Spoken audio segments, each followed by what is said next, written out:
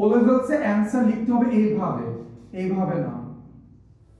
Commission payable কে credit করে দেই, আমার ঝামেলাটা শেষ হয়ে গেল।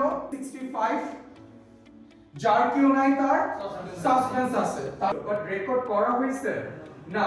কমিশন রিসিভেবল কি ইনকাম অ্যাকাউন্ট আর এক্সপেন্স অ্যাকাউন্ট, এইটাকে তোমরা যদি এইভাবে না লিখতে চাও, এইভাবে ও লেভেলসে আমরা আর লিখি মিস্টেকেনলি ডেবিট করে দিছি।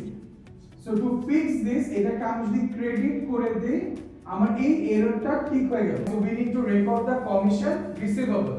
কমিশন রিসিভেবল কি ডেবিট আইটেম আর ক্রেডিট আইটেম? Credit item. কেন? Because it's a income. এটাকে আমি আগে ঠিক করলাম।